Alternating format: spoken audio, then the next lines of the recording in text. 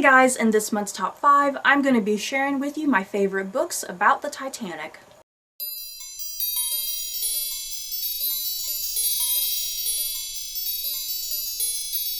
So my logic for this month's top 5, it's April, the Titanic sank in April of 1912.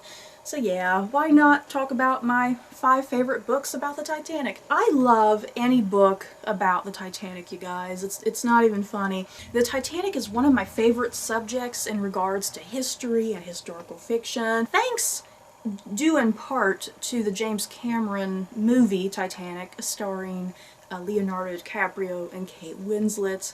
I think I was in 5th grade when that movie came out, and I instantly got an obsession about all things Titanic. I got as much non-fiction as I could, I got as much historical fiction as I could. Just, if it mentioned anything about the Titanic, I bought it up and read it. Plus, Leo and Kate, Jack and Rose, you guys, they were my first teenage ship back in the day, my first fandom. So these are the 5 books that I picked out that I want to share with you guys. At number 5 is Titanic Voices by Hannah Holman, and this is actually a piece of non-fiction. And what Hannah Holman, the writer, did with this book, she just compiled all of the survivor narratives, mostly just all of the narratives that deal with the lifeboats in particular. If I'm remembering this book correctly, it's mostly just a big chronological look at how the lifeboats were loaded up one after the other. You know, starting with the lifeboats at the beginning that were not even full, and then as chaos started ensuing, that desperate look at what was going on as the lifeboats then started to get rapidly filled up. But yeah, then there were no lifeboats left, and thousands of people still on board. And that might sound boring. You guys might be thinking, oh, that sounds a little boring, just a bunch of narratives from the survivors and just a chronological look at the loading of the lifeboats. But weirdly enough, I found that utterly fascinating, you guys. It was so fascinating. The way Hannah Holman kind of compiled this whole book, it was just so extremely well done. You can see the research and care and time that she took into putting this book together. See, I highly recommend this book, especially if you love all things Titanic like I do.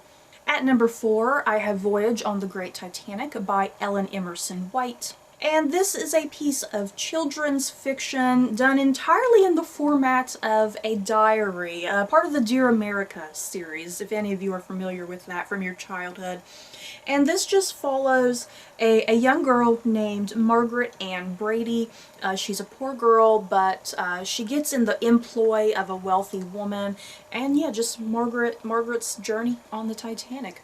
And yeah, it's a really good story. I love the diary format. At number 3, I have the Titanic Trilogy by Gordon Corman, and this is also another series of children's fiction. And look at this, can you guys see this? When you line the books up, if you can see, if you line them up, the 3 books, they form the Titanic. How cool is that? See, isn't that so cool? I was so thrilled when I discovered that when you put the books side by side, they form a picture. This series follows 4 young children as they get on the Titanic. They all come from various different backgrounds. They're all on there for their own reasons. And of course, they're a bunch of kids. A little mystery happens on the Titanic. A very interesting narrative plot point that happens in this story, which I don't want to spoil if you do happen to pick this series up, because it was kind of weird and crazy, but interesting at the same time, and very believable and plausible. So yeah, these 4 kids, being nosy children, they get wrapped up into this mystery on the Titanic, and yeah, their mystery kind of gets put to a halt at, when the Titanic hits an iceberg. Believe me, these books, even though they are incredibly short, they are not boring at all. The story was so fast-paced, incredibly well written. I think if you have a young reader in your life, they will definitely love and appreciate these books, because they are so good. I mean, even me as an adult, I freaking love these books. At number 2, I have The Dressmaker by Kate Alcott.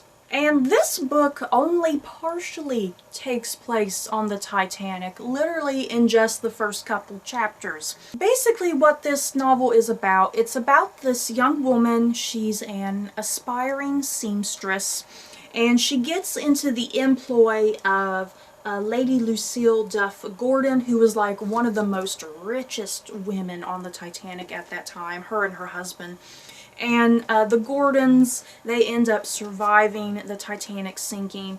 And the young woman, Tess, who is in their employ, she ends up surviving as well. She's a fictional character, though. I believe she's a fictional character in this book. But yeah, this is mostly just the aftermath of the Titanic. Like I said, you're only on the Titanic for a few chapters, and then it just sinks. It's done with. This is just the aftermath. It's just about the trials and getting all of the stories from the survivors. Because during the trials, the Duff Gordons, they were put under a lot of pressure. There was a lot of controversy there. The fact that Lady Duff Gordon, her husband, he was a wealthy man, and he did not stay behind on the Titanic. He managed to get himself on a lifeboat, you know, the whole women and children first. And then, yeah, just a lot of controversy with them on the lifeboat as well, that they did not allow other people on their lifeboat. Like, other people were trying to get on. The people who were stuck in the water were trying to get on, and they wouldn't allow them, if I'm remembering all that correctly. So yeah, a lot of controversy there with the Duff Gordons at that time in history.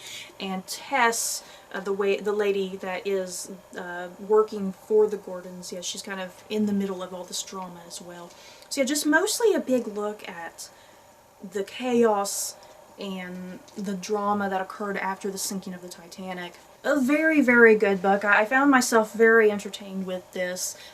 So yeah, I mean, that's something very different. If you want to read something that doesn't necessarily take place on the Titanic, you know, a book that takes place after the Titanic, I definitely recommend this because, like I said, even though there's only a few chapters literally on the Titanic, it's still so fascinating to see what these characters get up to, and just the presence of the Titanic lingers in their lives. And at number 1, I have this Titanic Duology by Diane Ho. And I think these are young adult fiction, I want to say, when I first picked them up.